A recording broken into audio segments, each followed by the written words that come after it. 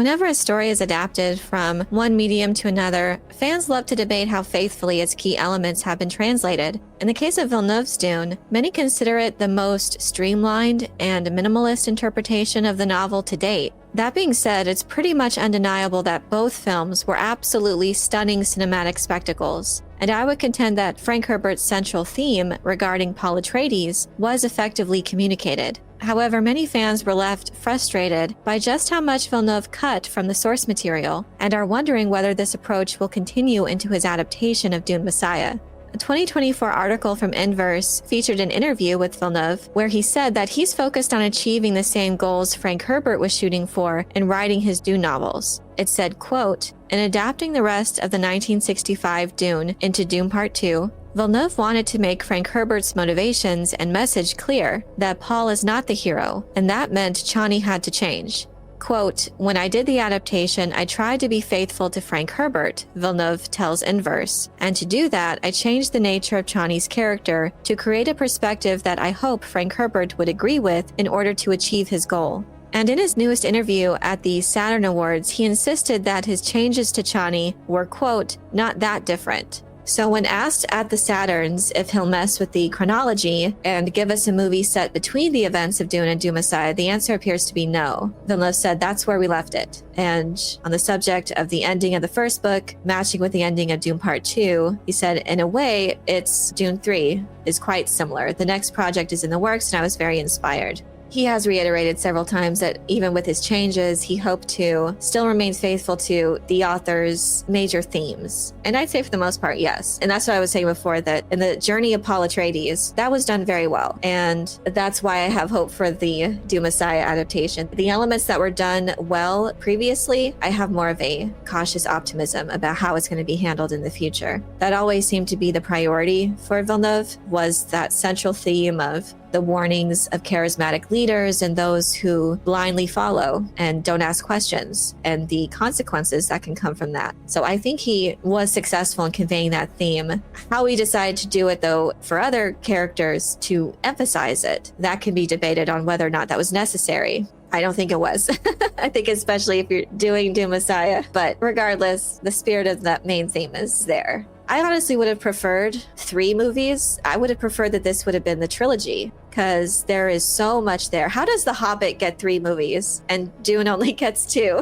I honestly think there would have been a way that you could do that, kind of in a similar structure to the miniseries, which was 3 hour-and-a-half long episodes, I think. It definitely seems odd to have split it into 2. I even debated this at the time. Even if they were to have done the span of time of several years, how they would have conveyed that was definitely going to be a challenge anyways. And it just seemed that it would have made more sense if you'd had 3 films. That way, the end of the second film could have marked the beginning of that time jump, and the third film could have been several years later. And that's where we would have seen Aaliyah and all of that. And we could have come in at that time frame. I think that would have been the way to go. I think that's how the miniseries handled it, to have that time jump separated by those different installments altogether. A television series format is just so different from film, and Dune itself is so niche already. I can see why they wanted to go the route of trying to be accessible to not just Dune fans, but to new fans and those that maybe are discovering Dune for the first time, to not overwhelm them with certain things. I thought Dune Part 1 did that very well, as far as setting up the world and introducing the necessary lore to get your bearings. And Dune Part 2 just seemed to really cut a lot of that out. It seemed that Villeneuve's approach was, okay, we did the lore and the world building already in the first film. Now we just want to have this giant war epic and just concentrate on that. Unfortunately, yeah, it meant that there was a lot of additional world building and character development that was left on the cutting room floor. So it was definitely a challenge to fit it into 2 films, and there was a lot cut out as a result of that. It's unfortunate. And again, I think we just needed another film. Would have been the ideal way to go about it. It definitely would have been a hard sell, though, I think, for Warner Brothers at that time. They didn't even greenlight the second film until Dune Part 1 had come out. And I think it took a while for them to decide to do the second half. So I don't know, maybe at the time, selling it as Dune across 3 movies, maybe that was just too much of a hard sell for Warner Brothers Brothers or Legendary to do. A third film would have given more time for showing the importance of the spice in the guild, even though the guild doesn't play a huge part in the first book.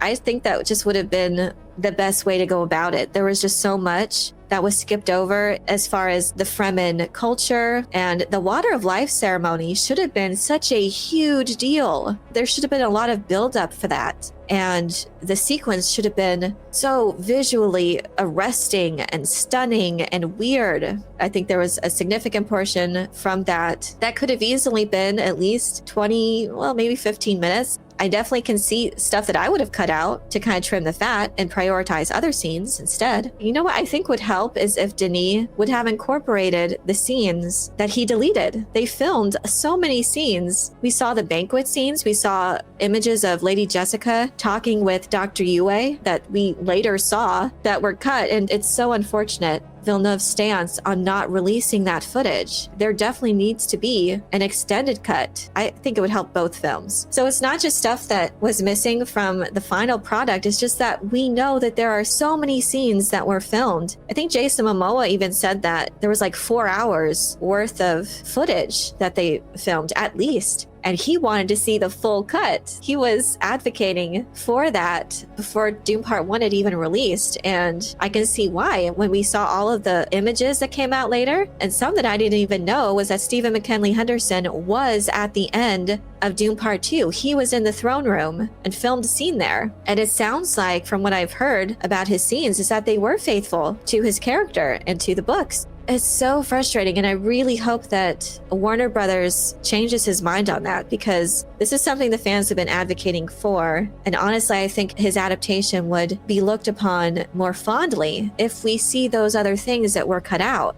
And you don't have to stitch them together to an extended edition, but if it works, I think that's definitely a missed opportunity not to. Also, just release them as deleted scenes for IMAX ratio edition, because that's another thing too. We need the edition, the aspect ratio that was actually released in IMAX, because it was filmed in IMAX for Dune Part 2. We are missing so much contextually by those big scenes with so much cut out of them. To do full justice to Dune, it really needs to be done as a multi-season series like Game of Thrones. At the end of the day, I think that's the most ideal format to be as faithful as possible to the books. And I think even fans, we can see and understand some things needing to be changed and adjusted for the film experience. Seeing a story that's really ideal format for television on the big screen, seeing it in theaters, that's something else. And it may have turned a lot of audiences off or potential new fans, that it just was too much to experience at the theater. But that is much more suited for viewing it at home and being able to take the time to have that slow burn. A slow burn kind of storytelling is definitely, again, more suited for television. I just don't think it works for film. There needs to be ideally a balance, and I can't deny that this is a feast for the eyes that Villeneuve's adaptation of Dune was. The Getty Prime sequence, the worm swallowing the spice harvester sequence, that was Arrakis. But even others that were, I thought, very true to the book, like the Reverend Mother Mohiam pain box test. I loved all of that. I've said this so many times. It's nice that we have all these different adaptations of Dune, because I think together they really do make the ultimate adaptation. We have the miniseries version, which I think is the best adaptation story-wise, and I'm so glad that that exists. And it's my favorite portrayals of certain characters, but also other characters I just couldn't get into. It's definitely not the best Duke Leto for William Hurt. He really seemed to be phoning it in there. But other portrayals are so great, like Lady Jessica and Chani and the Baron. I love the mini-series Baron Harkonnen. But for the film versions, that is Duncan Idaho, and that is Duke Leto Atreides. And Paul Atreides, the most important character, was very well done. That is how I pictured him when I read the book. So altogether, this is great that Dune fans have all these things to begin with. And we can appreciate the different elements out of each adaptation that are special in their own way. Like David Lynch's showcasing in full the weirdness, the Spacing Guild and Saint Elia of the Knife, and the best portrayals of the Twisted Mentat, Hyder de Vries, and Dr. Yue. Those are elements that were present in other films. So it's nice that they're all special and we can all appreciate those different elements of each one. And it's nice that we have a Dune Messiah adaptation already. We do have that television format, the Children of Dune series, that adapted both Dune Messiah and Children of Dune. But this is the first time we're also going to get the big screen adaptation of Dune Messiah. So I am very excited to see how those compare. And I'm curious if we'll get some of those elements that we missed from the first two films in Dune Messiah. I think this third film is likely to be streamlined, but I think it would go a long way if Villeneuve chose to lean just a touch more into the bizarre and strange elements that make the Duniverse what it is. But apart from that, I'm still holding out hope that those extended scenes find their way out into the world somehow, maybe a special release or something. It's such a bummer to think about what could have been. From everything I've seen and heard about what got left on the cutting room floor, I really believe those bits would have done wonders for fans who've been aching for more of the book's depth. The film streamlined so much, and while they're incredible, there's this nagging feeling of a missed opportunity. I get it though that shoving all that extra stuff in could have made the movie crazy long, but then I think about something like The Lord of the Rings. They nailed it with those theatrical cuts for the initial releases, but then dropped those extended editions later. And that's what I'm dreaming of here. It'd be such an easy win for the studio because I'm certain that extended editions would bring in way more box office money, and it would give fans a chance to really soak in the full vision and appreciate it the way it deserves. I'd love to hear your take on the cuts Denis Villeneuve made to adapt Dune into the streamlined versions we got in parts 1 and 2 for theaters. Do you think they worked, or did he leave too much behind? And what about the idea of an extended cut? Does it feel like a natural next step, similar to what Peter Jackson did with The Lord of the Rings? Or is it not that simple? Let me know your thoughts in the comment section below. I hope you enjoyed this video. Leave a like if you did, and be sure to subscribe for more Dune and other sci-fi and fantasy news, theories, and lore. And if you're looking for other ways to support the channel, you can leave a super thanks or join as a YouTube member for early access to new videos and other perks. You can also check out my Patreon page for exclusive content. Thank you all so much for your support. And as always, have a very nerdy day.